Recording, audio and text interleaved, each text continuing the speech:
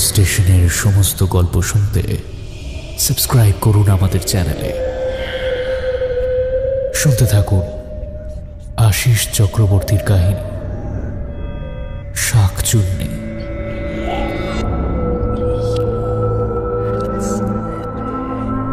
ভূত মানেই কোথাও একটা না পাওয়ার ইতিহাস, কোথাও সময়ের পলিচাপা যন্ত্রণা। কিন্তু সত্যিকারের ভয় তখন জন্মায় যখন সেই যন্ত্রণা লুকিয়ে থাকা শিখে নেয়। আস্তিনের সাপ ঠিক কোথা দিয়ে ফনা তুলবে কে বলতে পারে? কতটা বিষ জিভের ডগায় লুকিয়ে রেখেছে তার হিসেব কে রাখে? তেমনি এক গল্প শুনবেন আজ আশিস চক্রবর্তীর কলমে শাকচুন্নি।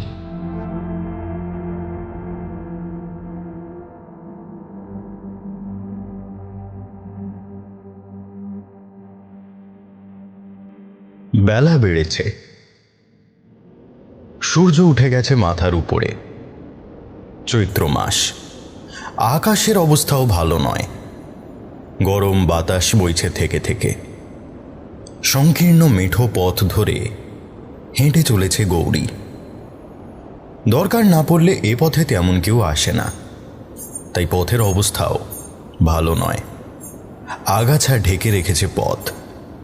দূরে খাঁখা মাঠ আর ফসলের জমি। গৌরীর হাতের রেকাবিতে পুজোর উপকরণ। খালি পায়ে ছুটে ছুটে চলেছে ও। সর্বাঙ্গ ঘরমাক্ত। নির্জলা উপবাস রেখেছে গৌরী। গাঁ ছাড়িয়ে সরু পথটা গিয়ে মিশেছে ভট্টপাড়ায়। ৩০ ঘর বামুনের বাস সেখানে।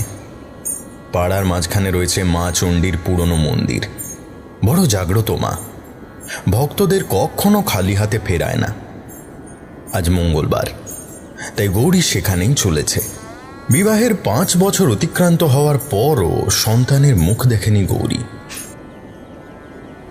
একদিন ভর দুপুরে পুকুরে কাপড় কাচতে গিয়েই ভট্টপাড়ার চণ্ডী মায়ের কথা শোনেও। কথাটা বলেছিল ঘোষপাড়ার মালতী। ওর বিয়ে হয়েছে রতনপুরে, অনেক দূর। খুব বেশি বাপের গায়ে আসে নাও। আচমকা সেদিন পুকুর পাড়ে এসে গৌরীকে কথাটা বলেছিল। তারও নাকি এমন দশা হয়েছিল। শেষে ৭ বছর পর মা চণ্ডীর কৃপায় কোলে সন্তান আসে। সন্তান লাভের সব রকম প্রচেষ্টা গৌরী করেছে। তাবিজ, কবচ, গাছের শেকড়, জল পড়া থেকে শুরু করে কবিরাজ দেখিয়েও কোনো ফল মেলেনি। অবশেষে নিরুপায় হয়ে মালতীর কথা শোনে গৌরী। নির্জলা উপবাস রেখে চণ্ডী মায়ের কাছে হেঁটে গেলে নাকি সন্তান লাভ হয়। ভট্টপাড়া কাছে নয়। সেই কখন বাড়ি থেকে বেরিয়েছে গৌরী। এখনো ক্রোশ খানেক পথ বাকি। সবে তো তালডাঙার মাঠ পেরিয়েছেও। এরপর কালো দিঘি, তারপর শিমুলতলার জঙ্গল পেরোলেই ভট্টপাড়া। আকাশে মেঘ জমেছে অনেক আগেই। কিছুক্ষণ আগে ছেঁড়া মেঘের ভেতরে সূর্য দেখা যাচ্ছিল। এখন সম্পূর্ণ আকাশ মেঘে ঢাকা। সূর্য নেই। ঠান্ডা আলো ছেয়ে আছে চারিদিকে। কালো দিঘি আসার মুখেই ঝোড়ো হাওয়া উঠল। বাঁকা হয়ে এলো গাছপালার মাথা। খোলা আঁচলটা কোমরে গুঁজল গৌরী। খোলা চুল উড়ছে ওর। আকাশের দিকে তাকিয়ে আসন্ন দুর্যোগের আশঙ্কায় বুকটা শুকিয়ে এলো। সামান্য ভয়ও করছে। ধারে কাছে তেমন আশ্রয়স্থলও নেই। বিপদে পড়লে মানুষের দেখা পাওয়ার সুযোগ কম। ওর স্বামী গণপতি সঙ্গে আসতে চেয়েছিল, গৌরী বাধা দেয়। সন্তান লাভের ব্রতে নাকি একাই যেতে হয়, এমনটাই বিধান দিয়েছিল মালতী। তবে এই মুহূর্তে গণপতির কথা স্মরণে আসছে গৌরীর। ও পায়ের গতি আরো বাড়ায়। খানিক বাদে যন্ত্রণায় কুঁকড়ে ওঠে গৌরী। সেই সঙ্গে ওর বাম পাটা আপনা থেকেই উঠে আসে উপরে। গৌরী পায়ের দিকে তাকিয়ে দেখে মস্ত একটা কাঁটা ফুটেছে পায়ে। খুব সাবধানে হাতের রেকাবিটা ও নামিয়ে রাখলো ঘাসের উপর। তারপর পায়ের কাঁটা টেনে বার করল। রক্ত ঝরছে। পথের ধুলোতে গড়িয়ে পড়া রক্তের দিকে চেয়ে গৌরী ভাবে, মা চণ্ডী বোধহয় পরীক্ষা নিচ্ছে। আজ যত বাধাই আসুক ও মায়ের কাছে যাবেই বলে মনস্থির করে। এরপর দিঘির জলে নেমে হাত ও পায়ের ক্ষত ধুয়ে ফেলে। রেখাবিটা তুলে নেয় হাতে। ব্যথা উপেক্ষা করে মাটিতে পা ফেলছে গৌরী। তবে বেশিক্ষণ এগোনো গেল না। আবার দাঁড়িয়ে পড়ল গৌরী। একটা কণ্ঠস্বর ওর কানে এসেছে। কাছের থেকেই ভেসে এলো কথাটা, মেয়েলি গলার স্বর। চারিদিকে মাথা ঘোরালো। সামনের ফাঁকা জমির দিকে আটকে গেল ওর দৃষ্টি। অদূরে দণ্ডায়মান অশোক গাছের পাশে দাঁড়িয়ে রয়েছে একটি মেয়ে। পরনে লাল পেড়ে সাদা শাড়ি, ময়লা কাপড়টা খাটো করে পরা, গায়ে ব্লাউজ নেই, মাথার চুল বাতাসে ভাসমান, তলপেটটা উঁচু হয়ে আছে। অশোক গাছের গোড়ায় দাঁড়িয়ে সে এদিকেই চেয়ে আছে। মেয়েটার পেটের দিকে তাকিয়েই গৌরী বুঝতে পারল ও 7-8 মাসের পোয়াতি। গৌরী স্থির দৃষ্টিতে ওর দিকে তাকিয়ে দাঁড়িয়ে রয়েছে। মেয়েটি আবার বলে উঠল, কোথায় চললি বউ? দুর্যোগপূর্ণ নির্জন রাস্তায় ওকে দেখতে পেয়ে গৌরীর বেশ ভালোই লাগলো। অন্তত পাশে একজন দাঁড়িয়ে থাকলে নিজেকে ভীতু বলে মনে হয় না। ওকে ইশারা করে ডাকলো গৌরী। মেয়েটা গাছের গোড়া থেকে সরে এসে জমির আলে পা রাখল। তারপর ধীরে ধীরে এগিয়ে এলো গৌরীর কাছে। মেয়েটা চলবার সময় অদ্ভুত এক শব্দ আসছিল। গৌরী ওর পায়ের দিকে তাকিয়ে দেখল মেয়েটি পায়ে কড়ি আর শঙ্খ টুকরোর নূপুর পড়েছে। তবে ও কাছে আসার পর গৌরীর মন বিষণ্ণতায় ভরে গেল। দেহে কিচ্ছু নেই মেয়েটার। শীর্ণ হাত পা, রোগাটে দেহে বেঢপ পেটটা উঁচু হয়ে আছে। হাতে শাঁখা পলা, মাথায় সিঁদুর, গায়ের রং কালো। পরনের কাপড় হাঁটুর নিচ পর্যন্ত নেমে এসে থেমে গেছে। কোনো ছোট লোক ঘরের মেয়ে ভেবে গৌরী বলল, আমি তো চলেছি চণ্ডী মায়ের মন্দিরে, কিন্তু তুই কে? শুকনো মুখে দাঁত প্রসারিত করে হাসল মেয়েটা। তারপর বলল, আমার নাম কুসুম, ওই যে আমার ঘর। শেষ কথাটা বলবার সময় কুসুম খোলা মাঠের দিকে ইশারা করল। গৌরী মুখ ঢেকে থাকা সূর্যের আলোয় দেখতে পেল মাঠের মাঝখানে একটা কুঁড়ে ঘর একলা দাঁড়িয়ে আছে। আশেপাশে অশোক গাছ দাঁড়িয়ে থাকা ছাড়া আর কিচ্ছু নেই। নির্জন স্থানে পোয়াতি মেয়ের একা দাঁড়িয়ে থাকা ঠিক নয় ভেবে গৌরী বলে ওঠে, ঝড় আসছে, তোর তো শরীরের অবস্থাও ভালো না, এই সময় ঘর ছেড়ে বেরিয়েছিস কেন তুই? কুসুম মাথা নোয়ালো। ওর গর্তে ঠেলা চোখের ভেতরে সাদা রংটা একটু বেশি। মন খারাপের মতো করে কুসুম জবাব দিল, একটু খাবারের লোভে গো, ঘরে একটু খাবার নাই। ভুরু কুঁচকে গেল গৌরীর। এই সময় মেয়েদের নানান রকম খাদ্য চেখে দেখতে ইচ্ছে করে বলেও শুনেছে। আর এই হতভাগী না খেতে পেয়ে মরছে। পেটের ছেলেটাও বোধহয় অপুষ্ট হয়ে আছে। চোখে জল এলো গৌরীর। ভগবানের বিচারের প্রতি সংশয় জন্মালো ওর মনে। ও একটা সন্তানের জন্য হাপিত্তেশ করে মরছে, আর এদিকে যার খাবার জোটে না তার পেটে সন্তান এসেছে। মনটা গুমড়ে কেঁদে উঠল। বাইরের আকাশও ওর চোখের সঙ্গে পাল্লা দিয়ে জল খসাতে আরম্ভ করল। শুরু হলো মেঘের গর্জন। আচমকা জঙ্গলের মাথায় আছড়ে পড়ল বজ্র। প্রচণ্ড শব্দে কেঁপে উঠল গৌরী। সেই সঙ্গে সংগীত ফিরে পেল। কুসুম আকাশের দিকে তাকিয়ে বলল, তুমি বাইরে থেকো নি, চলো চলো আমার কুঁড়ে ঘরে চলো, এখানে থাকলে বিপদ আছে। কিন্তু আমায় যে থামলে চলবে না, এক্ষুনি যেতে হবে। যেও, দিন তো আর ফুরিয়ে যাচ্ছে না, ঝড় বৃষ্টি থামলে না হয় যেও, এবলা আমার ঘরে আশ্রয়টুকু নাও। মাথার উপরে মেঘ ভেঙে বৃষ্টি নেমেছে। নির্জন পথ অন্ধকারাচ্ছন্ন, ঘন ঘন বজ্রপাতের শব্দ কানে আসছে। আলোর ঝলকানি চোখ ধাঁধিয়ে দিয়ে যাচ্ছে। পরিস্থিতির ভয়াবহতা বিচার করে গৌরী কুসুমের কুঁড়ে ঘরে আশ্রয় নেওয়াই সমীচীন মনে করল। কুসুম ওকে পথ দেখিয়ে নিয়ে চলল। ভিজে মাটির উপরে পা ফেলে কুসুমকে অনুসরণ করে চলেছে গৌরী। অশোক গাছটা পেরোতেই কুসুমের কুঁড়ে ঘরের দেখা মিলল। বাঁশের বেড়া দিয়ে ঘেরা সামান্য ছোট্ট ঘর, মাথায় খড়ের চাল। হাট করে খোলা দরজা দিয়ে দৌড়ে ঢুকলো কুসুম। তারপর গৌরীকে ইশারা করল।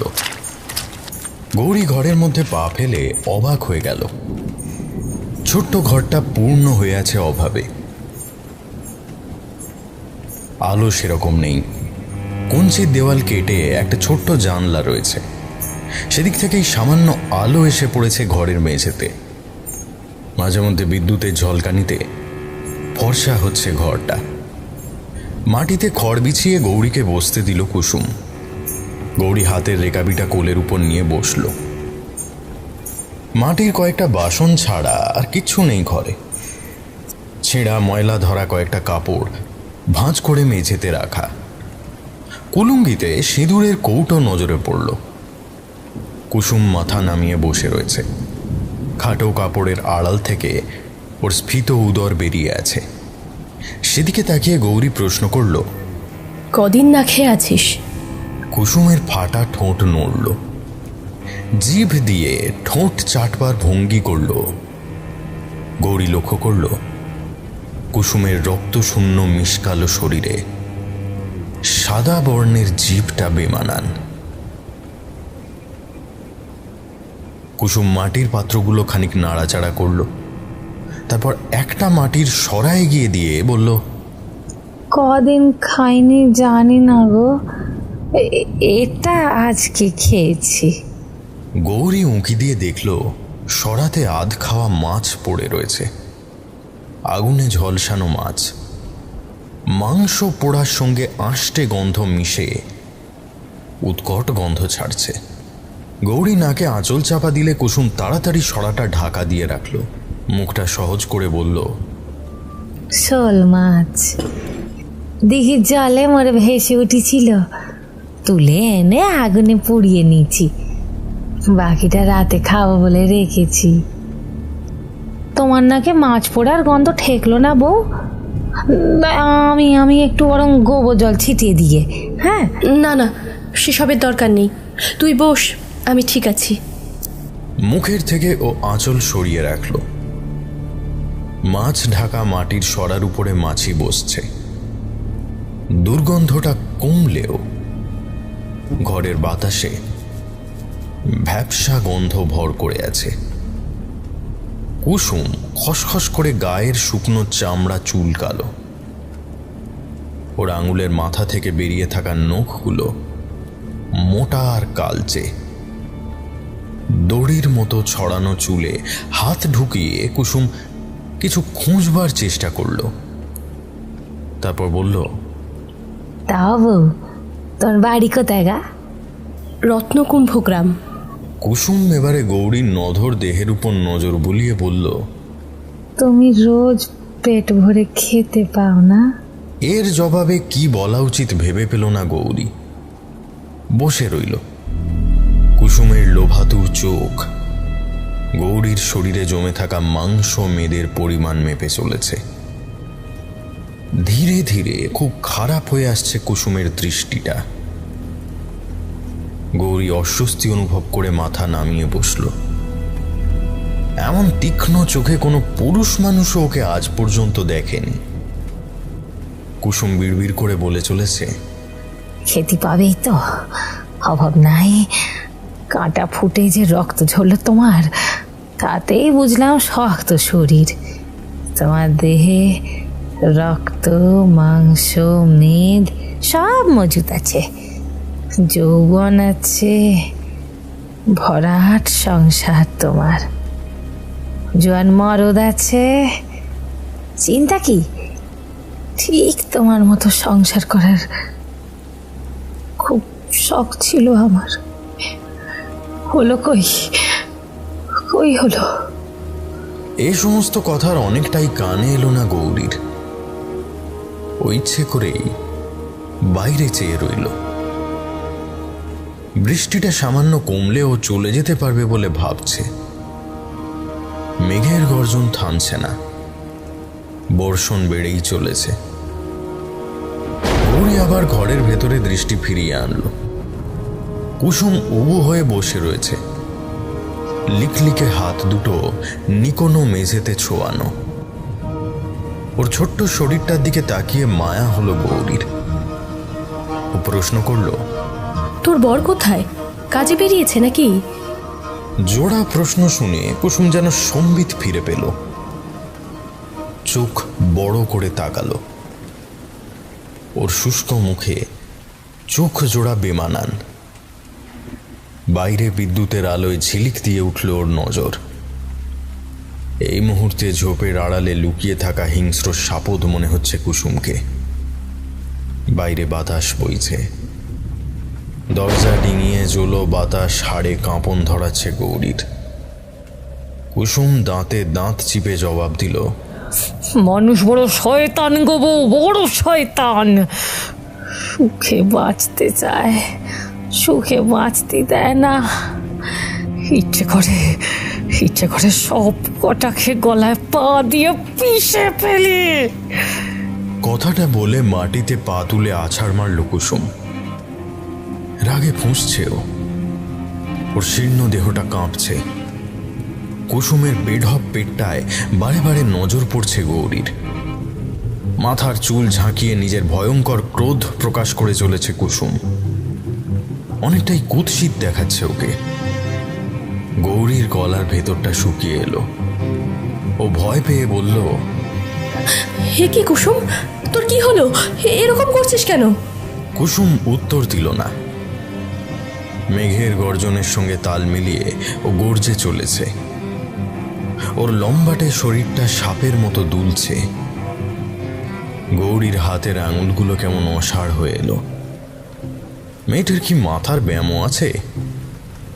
প্রশ্নটা মাথায় জড়ো হতেই আর স্থির থাকতে পারল না গৌরী। ও উঠে দাঁড়িয়ে বলল, তুই এরকম করলে আমি কিন্তু চলে যাব। কুসুম থামল। গৌরী ভয়ার্থ দৃষ্টি ফেলল ওর দিকে।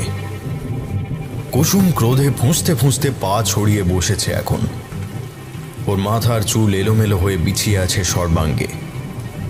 গায়ের কাপড় আলগা হয়ে পড়েছে মাটিতে। বুকের হাড় বেরিয়ে আছে। বুকে এক মুঠো মাংস নেই। কোঁচকানো চামড়ার কেন্দ্রে দুটুকরো কয়লা জ্বলছে। গৌরীর চোখ ঘর ও বাহির করছে। কুসুমের সামনে এক দণ্ড বসতে ইচ্ছে করছে না। ওদিকে বাইরে বেরোনোর উপায় নেই। দুর্যোগ কাটেনি। উভয় সংকট অনুভব করে গৌরী চুপ করে দাঁড়িয়ে রইল। কুসুম এবারে বলে উঠল, বাবু বসো বসো। কুসুমের অস্বাভাবিক আচরণে গৌরীর সংশয় কিছুতেই কাটল না। ও দাঁড়িয়েই রইল। কুসুম আবার হাতের ইশারা করে বলে উঠল, বউ বসো এখানে, কোনো ভয় নাই। গৌরী একটু তফাতে বসল। মাথার চুল ও গায়ের কাপড় ঠিক করবার কোনো লক্ষণ নেই কুসুমের মধ্যে। ও আগের মতোই বসে রয়েছে। এখন আর সামান্যতম নড়ছেও না। বাতাসে কেবল চুল দুলছে। গৌরী ওর দিকে চেয়ে রয়েছে। কুসুমের পোড়া কাঠের মতো পা জোড়া সোজা হয়ে আছে। পায়ের তলাটা ফ্যাকাশে, বিভৎস দেখাচ্ছে ওকে। গৌরীর এবারে ভয় করছে। ঘন ঘন শ্বাস পড়ছে ওর। ও এবারে কম্পিত স্বরে বলে উঠল, তুই এরকম কেন করছিস কুসুম?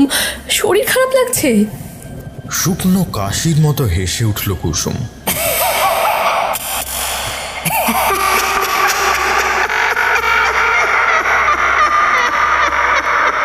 দুর্যোগের শব্দ ভেদ করে সেই বিশ্রী হাসির শব্দ কুণ্ডলি পাকানো বাতাসের মতো দূরে সরে গেল। কুসুমের মুখ এখন স্পষ্ট দেখা যায় না। গোছা গোছা চুলের আড়ালে ঢাকা পড়েছে সামনেটা। হাতের সরু সরু আঙুলগুলো দিয়ে মাটিতে আঁচড় কেটে বলল, শরীর আমার অনেক দিন খারাপ হয় না বউ, সেসবের বালাই নাই। তবে এমন করছিস কেন? পেটের বাচ্চাটার ক্ষতি হবে না? না না, ও ঠিক আছে। আসলে অনেক দিন আগের কিছু ছবি চোখের সামনে ভেসে উঠেছে বউ, তাই গায়ে জ্বালা ধরছে। কেউ তোর খুব ক্ষতি করেছে না, তাই রাগ জমে আছে। আচ্ছা, তোর বরের কথা জিজ্ঞেস করলাম, বললি না তো? কুসুম সিথিতে হাত রাখল, তারপর দুই হাতের শাখা পলা ঘুরিয়ে দেখল কিছুক্ষণ। সে অনেক কথা বউ, অল্প কথায় বরের সম্বন্ধে বলা যাবে না। গৌরী বুঝল কুসুমের স্মৃতিতে কিছু নিষ্ঠুর কাহিনী জমা হয়ে রয়েছে, যা তাকে কষ্ট দিয়ে চলেছে। খানিক আগের ওর শরীরের বিকৃত ভঙ্গিমা সঞ্চিত আক্রোশের বহিঃপ্রকাশ ছাড়া কিছুই নয়। এদিকে বাইরে দুর্যোগের জন্য এখনই গৌরীর পক্ষে ঘর ছাড়া সম্ভব নয়। অগত্যা আরও একটা প্রশ্ন করল গৌরী, কোথায় গেছে তোর বর? কুসুম মুখের সামনে থেকে চুলগুলো সরিয়ে দিল। পাথর কেটে তৈরি করা কোনো অপদেবতার মুখের মতো দেখাচ্ছে ওকে। চোখে আগুন, ক্ষয়ে যাওয়া ধারালো দুপাটির দাঁতগুলো ঘষে কিড়মিড় শব্দ তুলল কুসুম।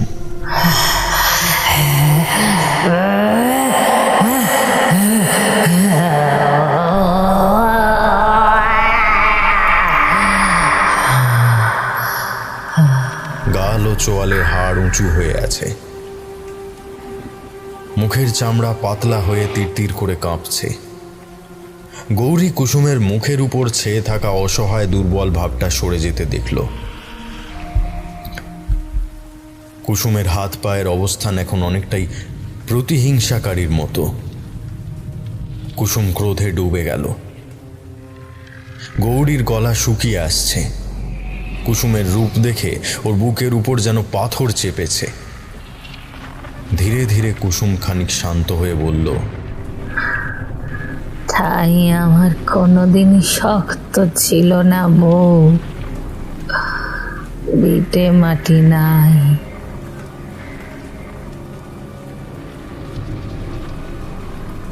বাপ মা মরা মেয়ে, কি আগলে পড়ে থাকবো বলো?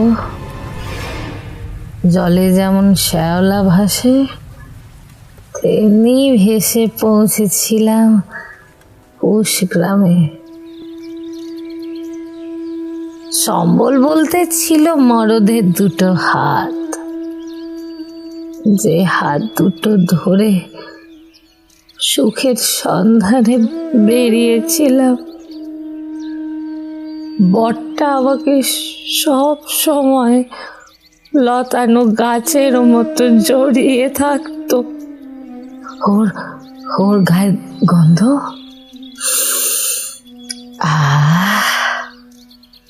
এখনো আমার নাকে লেগে আছে। বাপ মায়ের পর ওকে প্রথম ভরসা করছিলাম। খোলা আকাশের নিচে দিন রাত ওর সঙ্গে কত কথা বলেছি, কত স্বপ্ন দেখেছি। এরপর একদিন ঘর বাঁধবো বলে দুজনে বেরিয়ে পড়লুম। নদীর চড়া দিয়ে হাঁটতে হাঁটতে গিয়ে পৌঁছেছিলাম কুশ গ্রামে। ছোট্ট গাঁ, তবে সোনা দিয়ে মোড়ানো। নদী, ফসল ভরা জমি, গোলে গোলে গরু, ও সব দেখে আমরা ঠিক করলাম আমরা ওখানেই বাস করব। এক পা করে গায়ে ঢুকলাম। আশ্রয় আর কাজের দরকার ছিল দুজনেরই। পেয়েও গেলাম। অর্থবান মানুষের তার কমতি ছিল না। লোকমুখে খবর পেলাম দশরথ চৌধুরী, তাকে গায়ে সবাই মাননি করে। বিরাট কোটা বাড়ি তার। ওর ওর ওর হাতে পায়ে ধরতেই আমাদের দুজনকে কাজে রেখে দিল। আমি ঘর দুয়ার সাফ সুতরো রাখার কাজে রয়ে গেলুম, আর বর গোলঘর দেখাশোনার কাজ পেল।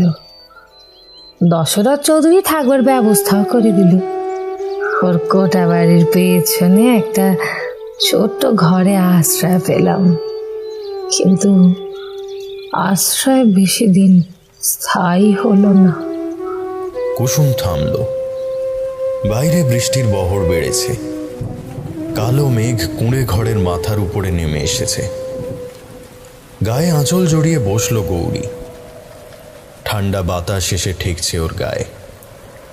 দুর্যোগ কাটবার নামই নিচ্ছে না। তোকে আশ্রয় ছাড়তে হলো কেন?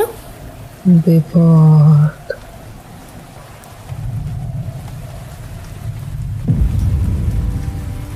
বিপদ নামলো গো বউ, বিপদ। থাকবো কি করে? দশরথ চৌধুরীর গোলের গরুগুলো একে একে মরতে শুরু করলো। রক্তশূন্য অবস্থায় চোখ উল্টে পড়ে থাকতে দেখা গেল গরুগুলোকে। গোলঘরের রক্ষক আমার আমার স্বামী। তাই দশরথ চৌধুরীর সমস্ত রাগ গিয়ে পড়লো আমার বরের উপর। গায়ের মানুষজন আমাদের সঙ্গ দিল না, উল্টে দশরথ চৌধুরীর কানে আগুন ঢাললো। এতে দশরথ চৌধুরী আমাদের দুজনকে মেরে ধরে তাড়িয়ে দিল। গায়ে থাকবার অধিকার হারালাম আমরা। গরুগুলো কিভাবে মরেছিল সে প্রশ্নের উত্তর কেউ পেল না। শেষেই গ্রাম ছেড়ে নদীর চড়ায় এসে উঠলাম। নিজেরাই মাথা গোঁজবার মতো চাল তুললাম। হাতে কিছু অর্থ ছিল, সেসব কাজে লাগিয়ে নদীতে মাছ ধরবার ব্যবস্থা করলাম দুজনে।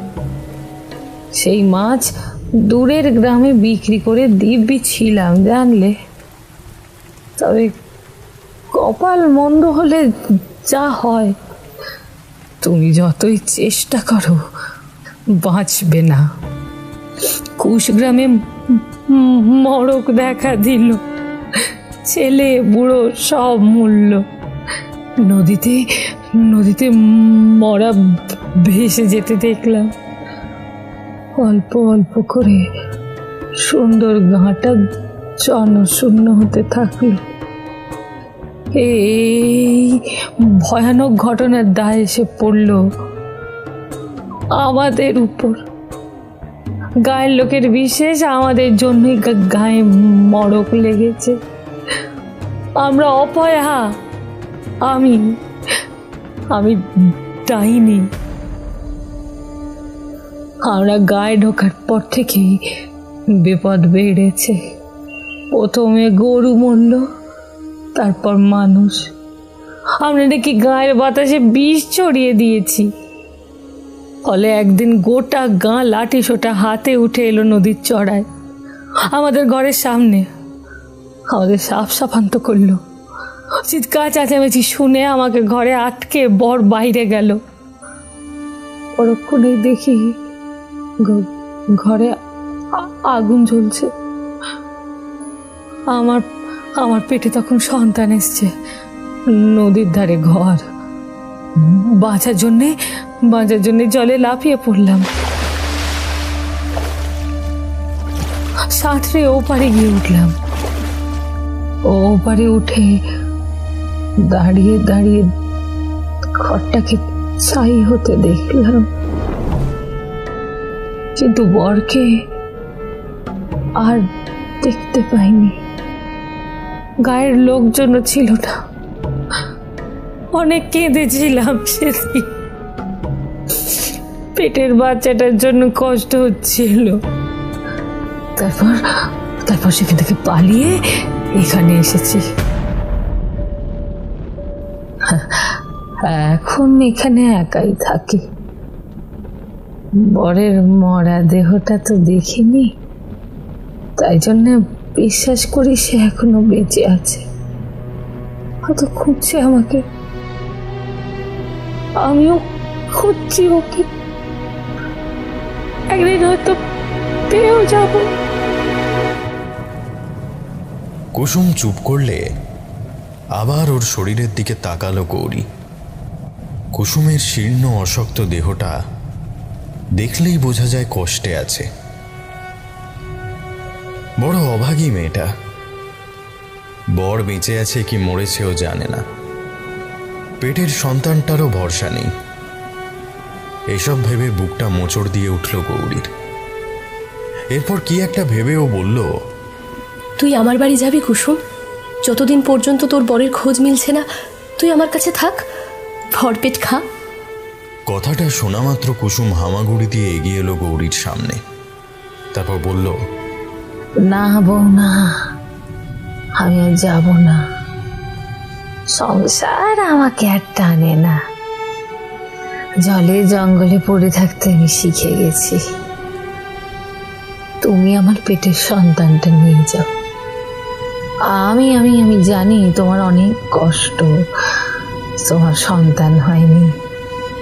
আমি তোমাকে সন্তান দেব। নিয়ে যাও, নিয়ে যাও আমার সন্তানটা। কুসুমের কথা শুনে গৌরী হাসল। উন্মাদের মতো আচরণ করছে কুসুম। উত্তেজিত হয়ে পড়েছে ওর নড়বড়ে শরীরটা। গৌরী বলল, ধুর পাগলি, আগে ওকে জন্মাতে দে, পৃথিবীর আলো দেখুক ও, তারপর এসব কথা হবে। সে কারণেই তো বলছি আমার সঙ্গে চল। তুই আর তোর হবু সন্তান ভালো থাকবি। তোর যা শরীরের অবস্থা তাতে ভালো কভারেজ দেখাতে হবে, ভালো মন্দ খেতে হবে, নইলে পেটের সন্তানটা পুষ্টি পাবে কি করে? কুসুমের যেন কিছুতেই তর সইছে না। ব্যস্ত হয়ে উঠেছে ও। ওর মোটা মোটা চোখ দুটো চঞ্চল হয়ে উঠেছে। ও গৌরীর হাত দুটো আঁকড়ে ধরল। তারপর ব্যস্ত হয়ে বলল, ও সব আমার চাই না বউ, আমি খেতে চাই না। অনেক দিন হয়ে গেল বোঝাটা পেটে নিয়ে বেড়াচ্ছি, আর পারছি না। নিয়ে যাও, নিয়ে যাও, নিয়ে যাও, নিয়ে যাও, ওকে নিয়ে যাও। তোমার তো সন্তান দরকার। যদি বলো পেট থেকে এক্ষুনি বার করে দিচ্ছি ওকে। আমাকে মুক্তি দাও, মুক্তি দাও, আমাকে মুক্তি দাও। তোর কি মাথা খারাপ হয়ে গেছে? ওকে বার করবি কি? কমাস চলছে তোর? বলে কুসুমের ঠান্ডা হাত জোড়া ছাড়িয়ে সরে এলো গৌরী। কুসুম সোজা হয়ে বসল। তারপর উন্মাদের মতো দৃষ্টি নিয়ে বলল, মাস বছর জানি না বউ, সেই কবে থেকে পেটে বই নিয়ে বেড়াচ্ছি ওকে। কেবল ওর বুকে ধূপ ফুকুনিটা শুনতে পাই। মরেনি ও, মরেনি ও, মরেনি বউ, মরেনি, বেঁচে আছে আমার পেটের মধ্যে। ওর মায়াতেই তো আমার এই দেহটা ছাড়তে পারছি না। তোমাকে আমি মিথ্যে বলবো না, আমি আমি সেদিন জলে ডুবে মরেছিলাম বউ। ভাসতে ভাসতে গিয়ে পাড়ে উঠি, দেহের মধ্যে সন্তানটা বেঁচে ছিল, তাই এবার নিজের দেহে ঢুকেছিলাম। তারপর থেকে এখানেই আছি, এখানে আছি। রাস্তায় একলা মানুষ দেখতে পেলে ঘরে ডেকে এনে খাই। একমাত্র ছেলেটার জন্যই আমি মরেও বেঁচে আছি। তবে ভয় নেই, ভয় পেও না বউ, ভয় পেও না। তোমাকে আমি খাবো না। এই এই সন্তানের ভার তোমাকে দিয়ে আমি এই শুকনো দেহটা ছেড়ে চলে যাব। এর ভার তুমি নাও বউ, তুমি নাও। আমাকে আমাকে মুক্তি দাও। তোমার দুটি পায়ে পড়ি বউ, তোমার দুটি পায়ে পড়ি, আমাকে মুক্তি দাও। বলে গৌরীর পায়ের কাছে লুটিয়ে পড়ল কুসুম। ক্রমাগত কাকুতি মিনতি করে চলেছে ও। আতঙ্কে উঠে পড়েছে গৌরী। একটু আগে কুসুমের বলা কথাগুলো এখনো ওর কানে বাজছে। প্রবেশদ্বারের সামনে পাথরের মূর্তির মতো দাঁড়িয়ে রয়েছে ও। ওর বুকটা ফাঁপা হয়ে এসেছে, বিস্ফারিত চোখের পলক পড়ছে না, বুকটা ওঠানামা করছে। কি বলছে কুসুম? ও মৃত? ওর পেটের সন্তান এখনো জীবিত হয়ে আছে? ও মানুষ খায়? তার মানে এতক্ষণও একটা মৃতের সঙ্গে এই ঘরে বসেছিল? ভয়ে ছোট হয়ে আসে গৌরীর হাত পা। কথাগুলো মাথায় ঠোক্কর খেয়ে ঘুরে বেড়াতে থাকলে ও পিছোতে থাকলো। কুসুম আবার আগের মতো পা ছড়িয়ে বসে বলে চলেছে, নাও না বউ আমার পেটের সন্তানটা, ওকে নিলে আমি চলে যাব, আর এখানে থাকবো না। মানুষ মেরে খেতে আর ইচ্ছা করে না গো। পেটের বাচ্চাটাকে বাঁচিয়ে রাখার জন্য সব করেছি। আমার কি আর দেহের রক্ত রস আছে বলো, যেটা খেয়েও বেঁচে থাকবে? নাও না গো, নাও না গো বাচ্চাটাকে। তোমার তো বাচ্চা নেই, তোমার কাছে থাকলে ও ঠিক থাকবে, ঠিক থাকবে। গৌরীর চোখ বিস্ফারিত, হাত পায়ের শক্তি পলে পলে ক্ষয়ে যাচ্ছে। কুসুমের পেটের দিকে তাকিয়ে ওর শরীরের কাঁপ ধরেছে। আমাকে দেখে ভয় পেও না বউ, তোমার কোনো ক্ষতি করব না। তুমি বড় ভালো। তুমি তুমি দিঘির জলে পায়ের রক্ত ধুয়েছিলে, সেই রক্ত মাখা জল আমি খেয়েছি। এখন রক্তের স্বাদ চেখে আমি মানুষ চিনতে পারি। তো তোমার কোলে আমার সন্তান দিয়ে যেতে পারলে আমি মুক্তি পাবো। এর আগে একজনকে সন্তান দিতে চেয়েছিলাম, সেও তোমার মতো এই পথ দিয়ে যাচ্ছিল। ওকে ডেকেও এনেছিলাম ঘরে, তোমার শরীরে তোমার মতো বল ছিল না, মরে গেল। তবে তুমি পারবে, তুমি পারবেই আমার পেটের সন্তানটা নিতে। দাঁড়াও দাঁড়াও দাঁড়াও দাঁড়াও, তোমাকে দিচ্ছি দাঁড়াও। কথা শেষ করে কুসুম ওর দুই হাতের নখ স্ফীত পেটের উপর গেঁথে দিল।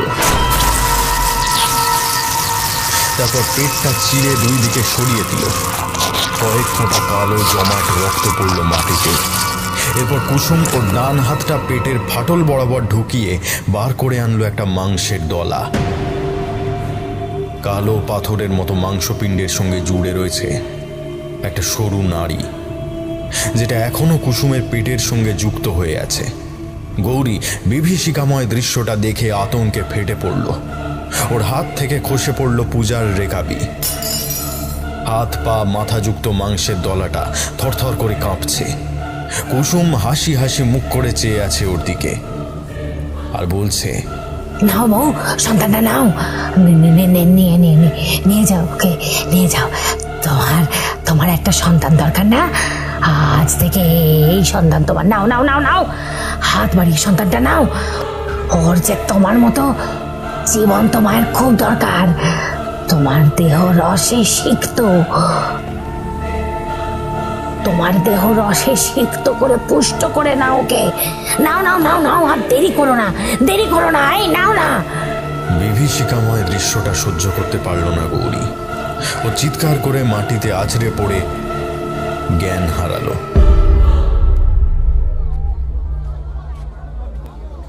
অল্পক্ষণ পরেই চোখ খুলল গৌরী। কানে এলো একদল মানুষ চিৎকার করছে। ঘাসের উপর শুয়ে রয়েছে ও। সামনেই ওর স্বামী গণপতিকে দেখে দুহাতে আঁকড়ে ধরল, তারপর ফুপিয়ে কেঁদে উঠল। গণপতি গৌরীর মাথায় হাত বোলাতে বোলাতে বলল, আর ভয় নেই গৌরী, আমি এসে গেছি, আর ভয় নেই, আর ভয় নেই। খানিকক্ষণ ফুপিয়ে কেঁদে গৌরী চোখ মুছল, তারপর গণপতির বুকে মুখ গুঁজে পড়ে রইল। গণপতির হৃৎপিণ্ডের শব্দ ওর কানে বাজছে। আশপাশের লোকগুলো চিৎকার এখন আর কানে আসছে না। ও চোখ বন্ধ অবস্থায় বলে উঠল, ওই মেয়েটা কে ছিল? শাকচুন্নি। ওই তো তোমাকে টেনে নিয়ে এসেছিল কুঁড়ে ঘরে। দেখো না ঘরটার কি অবস্থা। গৌরী মাথা ঘুরিয়ে দেখল দাউ দাউ করে জ্বলছে কুঁড়ে ঘরটা। আশপাশের লোকজন উৎসাহের সঙ্গে আগুনের চারিদিকে দাঁড়িয়ে রয়েছে। মনটা খারাপ হয়ে এলো গৌরীর। ঘরের মধ্যে কুসুম আর তার সন্তান জ্বলে পুড়ে যাচ্ছে। গণপতি বলল, তুমি ফিরছো না দেখেই আমাদের বিপদের আশঙ্কা হলো, তাই লোকজন নিয়ে তোমাকে খুঁজতে বেরিয়েছিলাম। তা এখানে এসে দেখি কুঁড়ে ঘরের সামনে তুমি পড়ে রয়েছো, আর তোমার মুখের উপর তাকিয়ে বসে রয়েছে শাকচুন্নিটা। বিবাহিত মেয়ে মনে অতৃপ্ত কামনা বাসনা নিয়ে মরলে শাকচুন্নি হয়। ওরা সব সময় চেষ্টা করে বাড়ির কোনো অল্প বয়স্ক বউয়ের মধ্যে ঢুকতে, যাতে মৃত্যুর পরও সাংসারিক জীবনের সুখ ভোগ করতে পারে। তোমাকে একলা পেয়ে ও সেই চেষ্টাই করেছিল। এখানে এসে যখন ওকে ওই অবস্থায় দেখলাম আর দেরি করিনি। তোমাকে সরিয়ে ওকে ঘর শুদ্ধ জ্বালিয়ে দিয়েছি। লোকমুখে শুনলাম ওর বিষয়ে, ভীষণ ভয়ানক। এর আগে যেখানে ছিল গাঁকে গাঁ শেষ করে দিয়েছে। মানুষ পশু কিছুই ছাড়ে না। পথে একলা মানুষ দেখলে ছলনা করে ঘরে টেনে নিয়ে আসে, তারপর মেরে খায়। গণপতি থামলে মাটির দিকে চাইল গৌরী। মাটি শুকনো, অর্থাৎ বৃষ্টি হয়নি। শাকচুন্নিটাই তাহলে মেঘ জলের মায়া সৃষ্টি করেছিল। কিন্তু একলা পেয়েও ওকে মেরে খেলো না কেন পিশাচটা? এই প্রশ্নটা মনে জড়ো হতেই দৃষ্টি শূন্য হয়ে গেল গৌরীর। তবে কি সে সত্যি সত্যি? না, আর ভাবতে পারছে না গৌরী। মাথাটা কেমন করছে ওর। তবে মনে উদয় হওয়া প্রশ্নের জবাব গৌরী পেয়েছিল অনেক দিন পরে।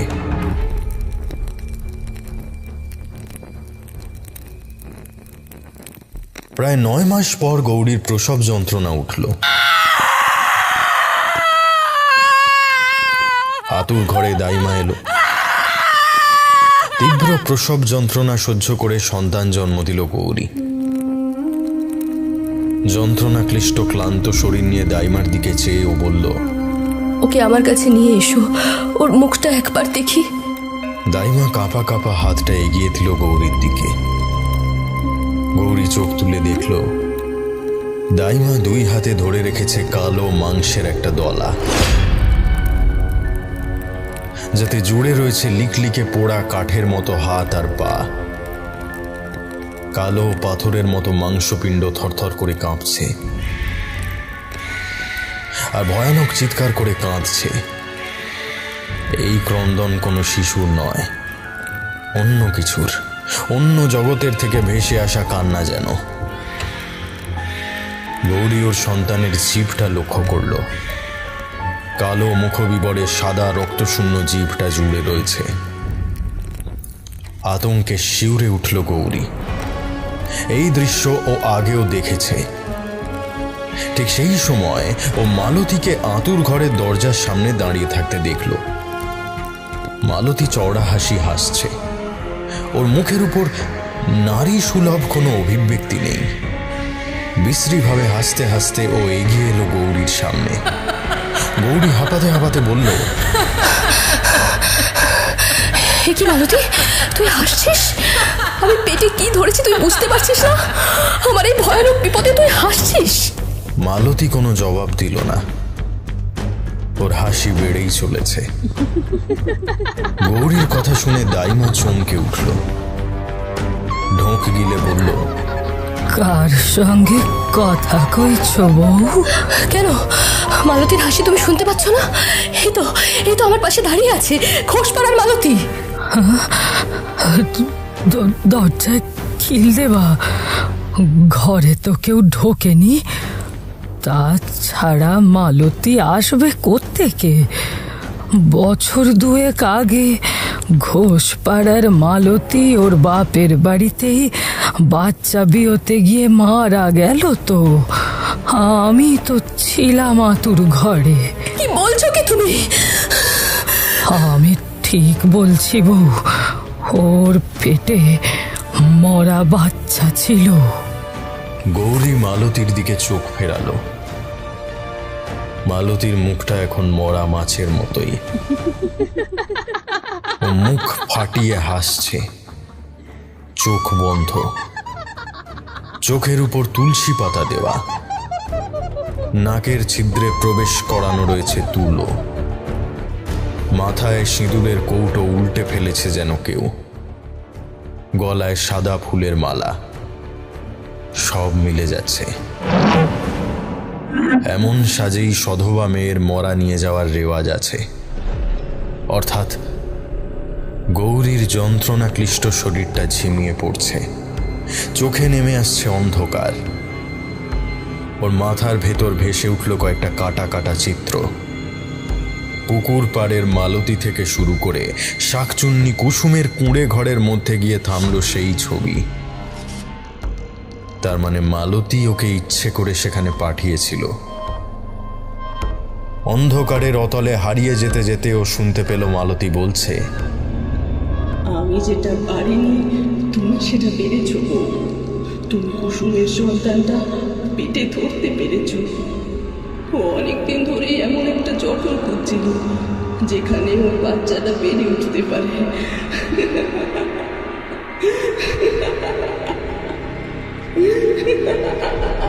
ঠিক সেই সময় আরো একটা কণ্ঠস্বর শোনা গেল। আতুর ঘরের চালের উপর থেকে কুসুম বলে উঠল, সন্তানটাকে তোমার হাতে তুলে এখন আমি নিশ্চিন্ত হলাম বউ। এখন আর শুকনো দেহটা ছেড়ে যেতে বাধা রইল না।